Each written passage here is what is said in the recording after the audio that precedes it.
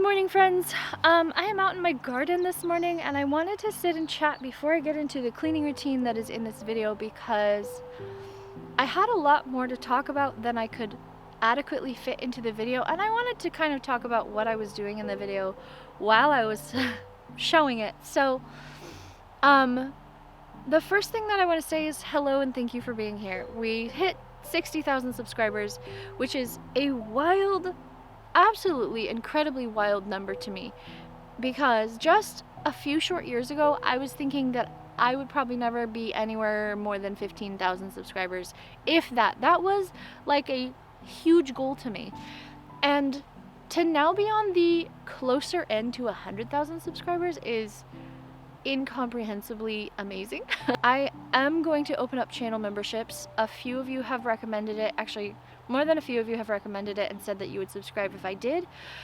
And for my mental health, in dealing with this channel, when videos go beyond my normal audience, I need the ability to filter the comments to channel memberships so that I can just see people who know me, who are commenting in good faith, and I do not have to look at the comments that bring me a lot of heavy anxiety to do. Even though my last video comments, I literally only got 10 negative comments out of like over 1,000, it still gives me a lot of high anxiety when I can see my videos start to go beyond my normal audience, because I have been harassed before. I have dealt with extremely harsh comments, and some days I can deal with that, some days I can't. So I am opening channel memberships. You do not have to subscribe at all. You don't. You could subscribe for a month and then decide you hate it and unsubscribe. I don't care. But if you want to be in the group that I will try to be responding to all the time, then that's there. I will also try to do a couple of live videos, maybe once a month or something like that. Maybe like cook with me or do my makeup or come garden with me, something. I don't know. It's in the early stages of figuring out. I will share, if I have videos that I can't decide which one to film, I will share those. I will share project updates if I'm redoing a space or I'm making a garment. I will share those things. I will just kind of be sharing little snippets of behind the scenes, things like that. You will get priority responses, and in general it's kind of just for my mental health. To be able to filter comments to channel members would be a lifesaver some days. I had such high, like I have to stress, I am so thankful for the success of my last video, because I worked so hard on that kitchen and I needed that video to do well. Just not that I did it for views, but when you work so hard on something and you're so proud of it, it feels so good to see the payoff of that work coming through having a video do well. Because at the end of the day, I'm filming content for myself because I like to, because I think that more people need homemaking channels that are not unrealistic. I think more people need homemaking channels that show real messes and mental health issues and are welcoming for everyone. I hope that my channel is welcoming for everyone. That's my goal.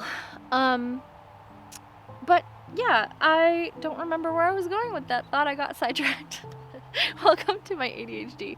But anyway, I wanted to just touch on, I'm opening up channel memberships just for people who want to. I will try to share behind the scenes. It will also be a lot better for my mental health. So that is an option. It's going to be $4.99 a month, and it's going to stay there. I'm not gonna change it. I'm not gonna add more tiers. I don't need to. It's gonna be very relaxed and chill. If I can, you will get early videos. If I have them done early, you will get early access to my videos. But that's not something I can promise, because often I am running it to the line. The third thing I wanted to briefly touch on with this video is the fact that when I filmed it, it was an extremely hard day. I normally start filming and cleaning in the morning, and I did not get to it until about 1 o'clock in the afternoon. I was very highly stressed. It was the week before school.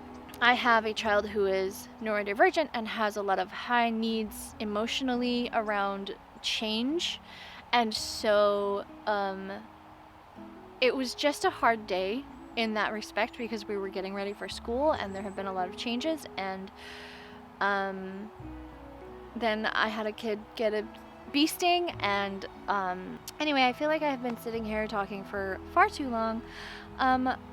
Let's get into cleaning my house for vacation. And I just again want to say thank you so much for being here. Thank you for commenting and interacting, because that is genuinely the only thing I ever want anyone to do, is just to connect. And I'm so happy you're here, and I hope that you enjoy this video, even though it's not as exciting as a kitchen makeover. And I will see you later. I have always struggled a lot with keeping my house clean when big changes are coming.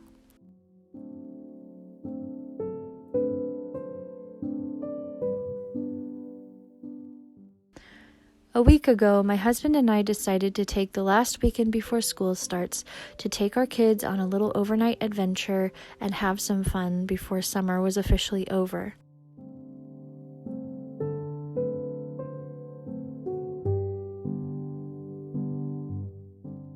Of course, because it's the last week before school starts, I've had to deal with a lot of overwhelming emotions as my kids adjust to getting ready for school again.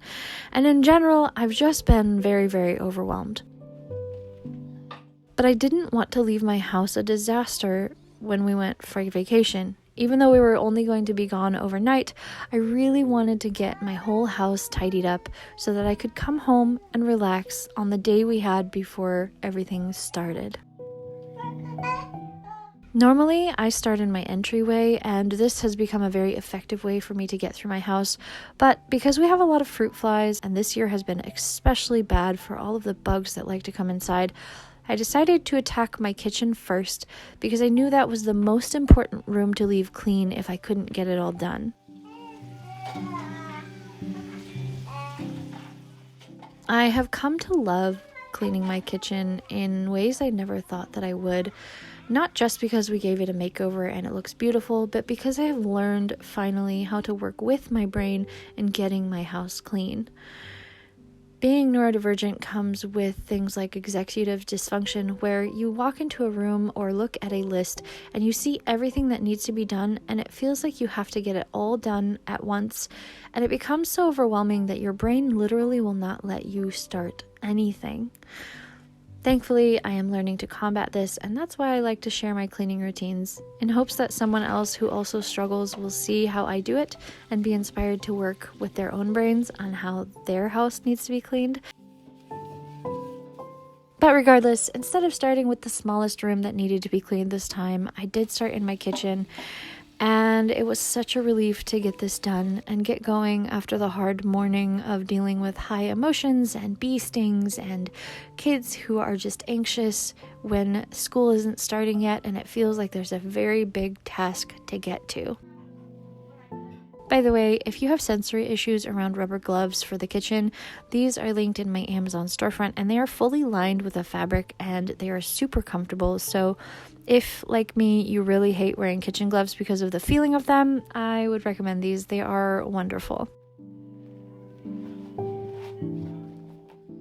I have come to love cleaning my kitchen in a way I never thought I would when I was younger. Learning to stick to one task has been monumental in changing how I view my house and cleaning routines. I stick to my sink until it is clean, and then I move on to other things, and it is so helpful, especially when the dishes are overwhelming.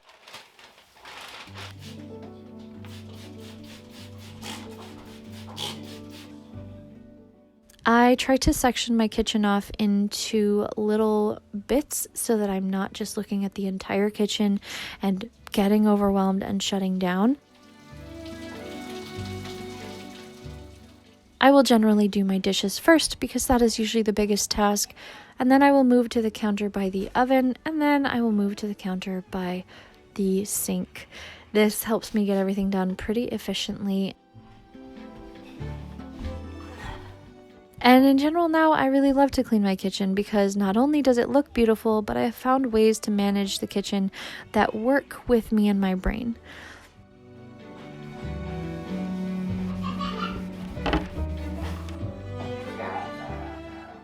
But before we get on to the rest of the house, I want to get into the sponsor of today's video, who is Sondaflor. Sondaflor is a brand that I have worked with many times before, and you will probably recognize them by now if you've been following my channel. They create timeless and elegant classics that are made out of earth-friendly linen, and they are very proud to be a slow fashion brand. I have worn Sondaflor through being pregnant, through breastfeeding, through the winter and the spring and the summer. They are really, truly perfect for every season of the year and every season of life.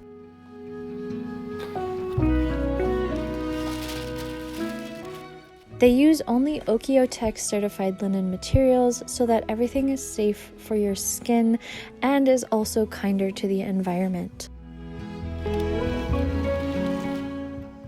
Their classic styles suit a multitude of environments, from the modern rush of a city to the calm of the country, or to even celebrating a special occasion. September is Sondaflor's birthday, and they are inviting their community to create transformation photos showing how they would change from a casual item into what they might wear for Sondaflor's birthday celebration. If you are sharing your photos on Instagram, use the hashtag #DressCodeSondaflor. If you want to enter the competition, you can upload your photos on their website, and there will be 7 lucky winners in honor of their 7th birthday. I absolutely love how every garment they make feels like it is made with so much care. If you would like to get 15% off, you can do so through my link in the description down below and with the code 15Christina. Thank you so much to Sondaflor for sponsoring this video, and let's get back to cleaning.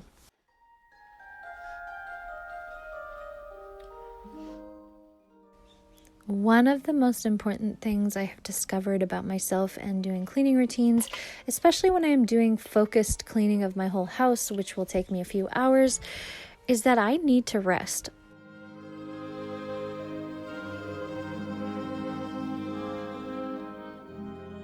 Anything where I can sit and just let my brain and my body rest for a little while is essential to getting the rest of this work done. If I am not resting, then I find myself flustered and frustrated and getting off task, and I often tend to get less done if I just push myself to go and go and go until all of the tasks are completed.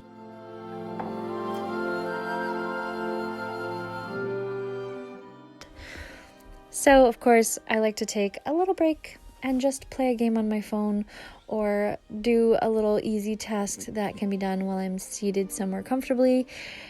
And then it's time to get back to work.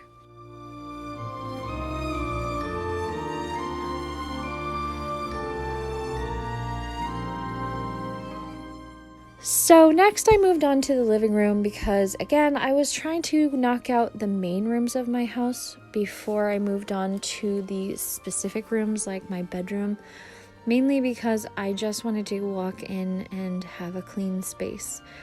My girls had been making a little house for themselves the day before, so I did have them come in and get all of their toys and put them all away themselves. Now, a lot of you have found fault with the fact that I don't always make my kids clean up their own toys every single time. And this is mainly because sometimes I find it very hard to manage giving kids a list. It is a very hard mental function for me, and it is an exhausting task within itself. So sometimes it is simply easier to just do it myself than it is to manage trying to get a 4-year-old to follow instructions on a task that should only take 5 minutes and takes 30. But once they had very willingly cleaned up their toys, I set about putting the living room back to rights. I keep blankets over the couches, both to protect them from kids, but also because I don't particularly love this beige couch that we have. I am very thankful for it. It was a gift from someone who just didn't need it, but it's not particularly very pretty. It's not in my decoration style, so I keep quilts over my couches to protect them and just to make them a little bit more cozy.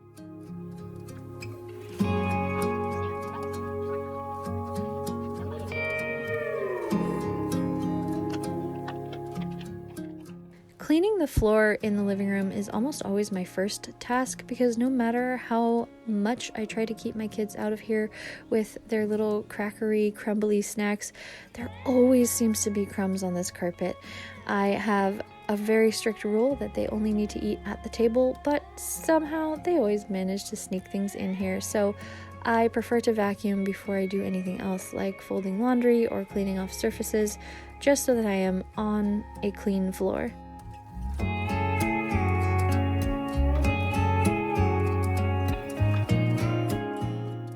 Then I move on to the dining room, which is the last main area of the house, and this room didn't need too much cleaning other than sweeping and putting away some of the baby's toys, although the corner is a little bit chaotic because that is where the ADHD doom boxes rest, but I will talk about that in a second.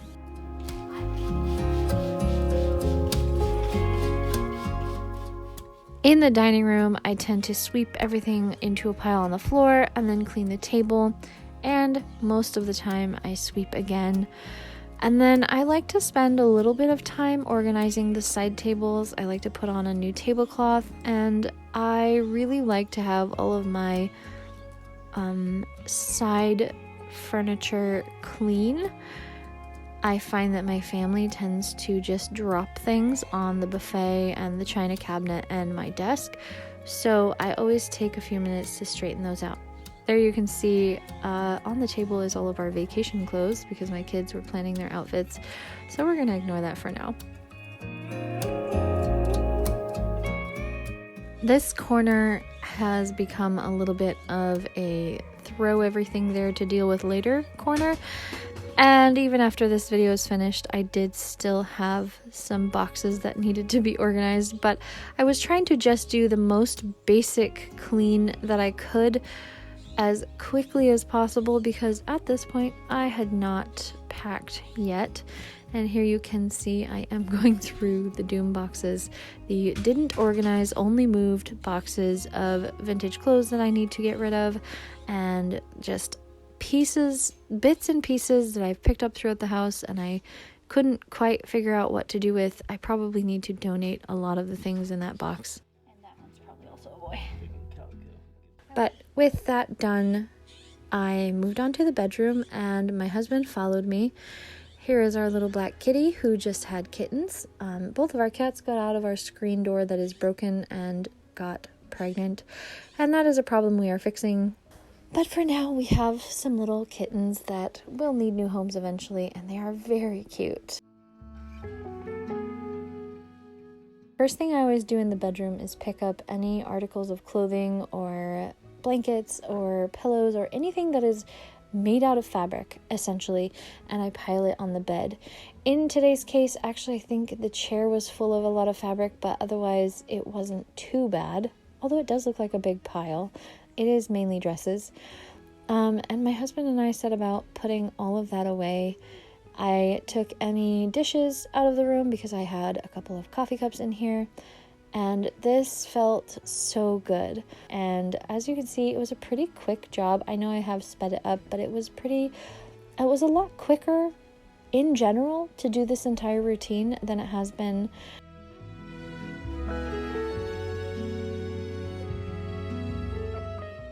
I'm very thankful for all of the people that I have referenced on the internet who talk about cleaning when you are neurodivergent. It has really made a big change in my routine.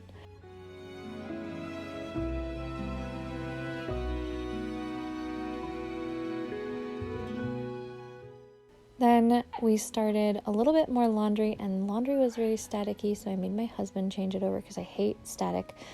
And I stopped to admire our kittens, who are just about big enough to be given away. They are so cute.